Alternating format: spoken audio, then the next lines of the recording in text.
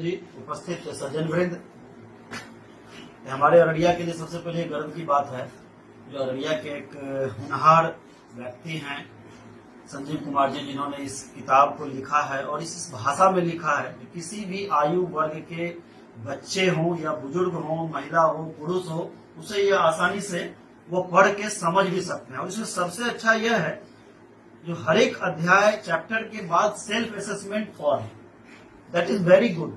वो self assessment form पढ़ के आपको यह समझ में आएगा कि आपने जो पिछला एपिसोड पढ़ा तो आपके जीवन में वो सेल्फ असेसमेंट कीजिए अपने जीवन से जुड़ करके जो आप उसमें कहां पे हैं। एक दूसरी बात है, जब भी प्रिंसिपल साहब ज्योति मल्लिक जी ने कहा जो हरिवंश राय बच्चन की कहानी का जो अर्थ है, जो कविता का अर्थ है, उस समय वो अलग जानते थे और इसमें अलग तरीके से दिया गया है। हम भी वहीं पे आ रहे हैं। इसमें एक कौवे की कहानी दी गई है जो पहले कि हमारे जमाने में या आपके भी जमाने में जो कौवा को पानी नहीं था तो घड़ा में वो गिट्टी डाल करके वो पानी पीता था।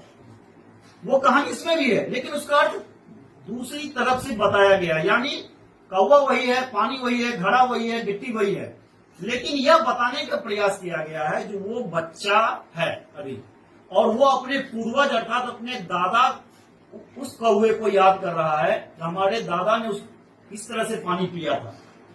तो हम अभी तक लगभग 70 पेज मैंने इसका अध्ययन किया है अब तक, और इस 70 पेज में मैं कुछ जो अब तक समझ पाया हूं, जो मेरे लिए अच्छी बातें समझ में आई है। जैसे इसमें एक 2 लाइन बड़ा अच्छा दिया पेज संख्या 6 में, जो मन का गुलाम मत बनो बल्कि मन को गुलाम बनाओ। कहने का अर्थ है जो निश्चित रूप से जो मन को अगर आप गुलाम बनाएंगे, मन को अपने काबू में रखेंगे, कब्जे में रखेंगे, तो आप एक मंजिल की तरफ बढ़ पाएंगे। अगर मन आपका बेकाबू है, मन के आप गुलाम हो गए हैं, तो फिर आप कभी फिल्म की दुनिया में चले जाएंगे, फिल्म देखने में चले जाएंगे, खेल में समय बर्बाद करेंगे, पढ़ाई में ध्यान नहीं देंगे। इसलिए बहुत अच्छा है जो मन को गुलाम बनाओ। दूसरा एक बहुत अच्छा सा चीज दिया है जो आत्महत्याएं की केस इन दिनों आप देख रहे होंगे, कोटा वगैरह में बहुत ज्यादा बढ़ गई है। लोग अपने बच्चे को पढ़ने के लिए कोटा भेज रहे हैं, पैसा खर्च कर रहे हैं पढ़ने के लिए, लेकिन वहां पे वो पढ़ाई का लोड हो या और किसी तरह का लोड हो, उस कारण वो वहां आत्महत्या कर रहा है। उसके परिप्रेक्ष्य में इन्होंने अपने लेखनी के माध्यम से कहा है जो मार्कशीट तो एक कागज का टुकड़ा है, वो सिर्फ आपका फाइल में बंद रहेगा, लेकिन आपका जो पहचान है, आपकी जो मंजिल है, आपका जो हुनर है, आप में जो प्रतिभा है, वो आपको दिखाने के लिए कागज के टुकड़े की आवश्यकता नहीं है। निश्चित रूप से आपको हुनर दिखाना पड़ेगा, प्रतिभा दिखानी पड़ेगी। पेज संख्या 14 में इसमें एक चीज दिया गया है, सीखते रहिए, कभी सीखना बंद ना करें। इसमें कहने का यह हमें जैसा समझ में आया है, एक सीखने की उम्र कभी नहीं खत्म होती है। 5 साल का बच्चा भी सीखता है और 80 साल का बुजुर्ग भी कुछ न कुछ सीखते हैं। हम लोग भी उसी श्रेणी में जो किसी से जब पहले चुप रहते हैं, लोगों की सुनते हैं और सोचते हैं जो हो सकता है हमसे ज्यादा जानकार है वो लोग, उनसे कुछ सीख लें।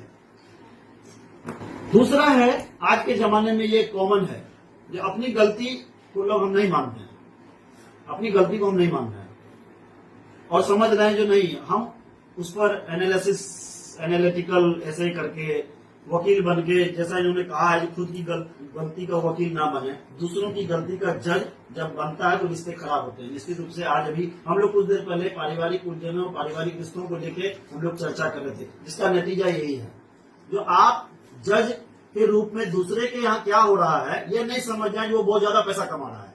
अगर अच्छा कपड़ा पहन रहा है वो ज्यादा पैसा कमा रहा है, ये आप जज नहीं कर सकते हैं। तो इसी तरह है जो रिश्ते खराब होने के पीछे भी वजह यही है। आत्म मूल्यांकन सूची, निश्चित रूप से आत्म मूल्यांकन सूची प्रत्येक व्यक्ति को करना चाहिए। जो आपने 5